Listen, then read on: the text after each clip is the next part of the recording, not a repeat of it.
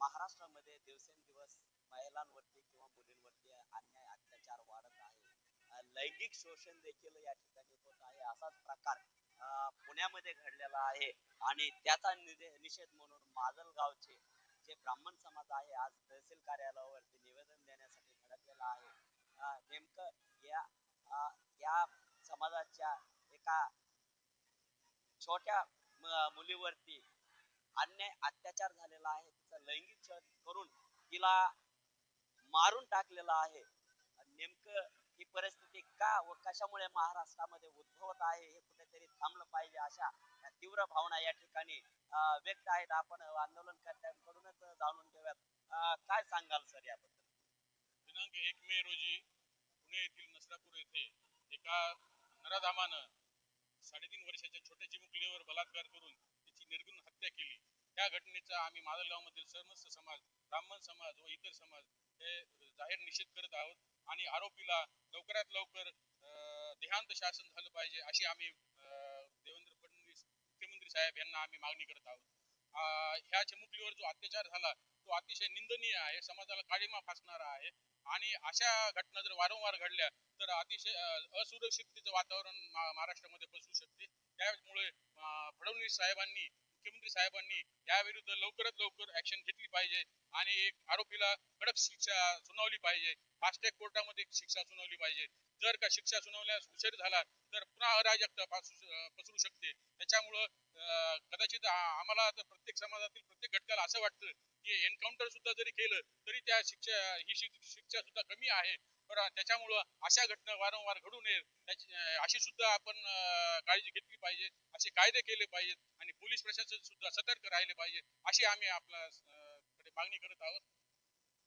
तुम्ही काय सांगाल या घटनेसंदर्भात? सुरुवातीला आपण सगळेजण पाहताय की पूर्ण महाराष्ट्रामध्ये या घटनेचा उद्रेक या ठिकाणी पाहायला भेटतोय आपल्याला.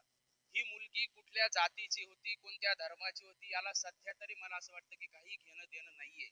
परंतु ती चिमुकली फक्त 3.5 वर्षांची होती. सगळ्यात जास्त या ठिकाणी महत्वाचे. आणि त्या 3.5 वर्षाची मुलगी जिला नेमकं आपण जेवतोय काय हेही तिला माहित नसेल अशा चिमुरडीवर जर हा 65 वर्षाचा नराधम जर बलात्कार अत्याचार करून तिचा खून करत असेल तर आपण काय करत आहोत एक समाज म्हणून, माणूस म्हणून हा प्रत्येकाला विचार करण्याची सर्वात अगोदर ही गरज आहे. दुसरी गोष्ट मी या ठिकाणी इथं सांगू इच्छितो की सगळ्यात अगोदर या ठिकाणी जर आपण पाहताय तर जवळपास 40-45 वयाचे या ठिकाणी काही लोक जमलेले आहेत.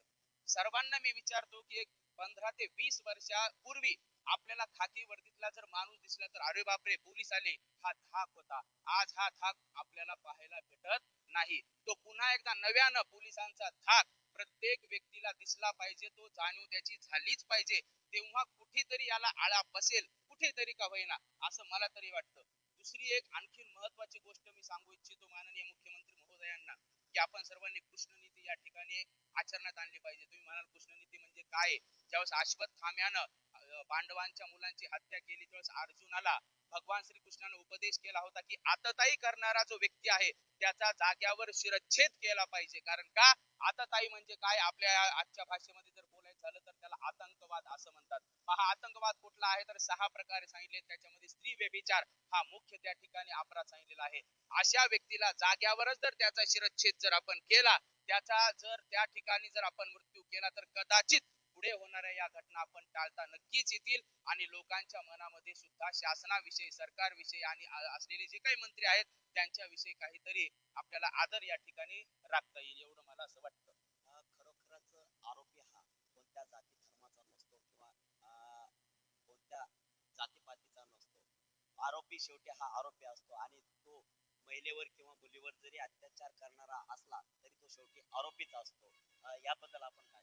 नसरापूर येथे झालेल्या घटनेचा प्रथमतः आम्ही या ठिकाणी निषेध व्यक्त करतो. खरं पाहिलं तर कायदा आणि सुव्यवस्था त्या ठिकाणी बिघडलेला आहे असं या ठिकाणी लक्षात येत आहे. येणाऱ्या काळामध्ये कायदा कडक होणं गरजेचं आहे.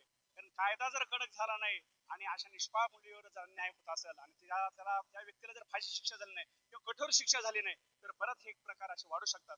ते पुन्हा पुन्हा प्रकार घडू नये त्यामुळे ह्या ठिकाणी प्रशासनाचा धाक, शासनाचा धाक असणं फार अत्यंत गरजेचं आहे.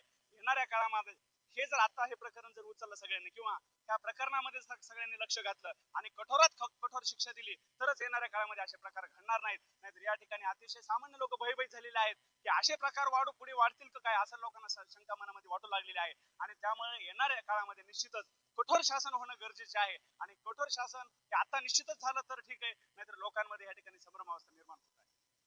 खरोखरच महाराष्ट्रामध्ये गेल्या काही दिवसांपूर्वी एक बदलापूर प्रकरण घडलं होतं आणि मुख्यमंत्री महोदयांनी महाराष्ट्राच्या त्या आरोपीचं एन्काउंटर केलं होतं.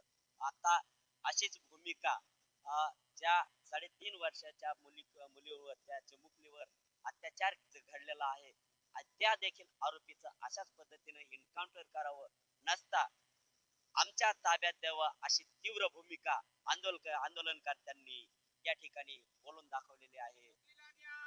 लोक प्रकाश साठी राजरतन डोंगरे, माजलगाव, बीड.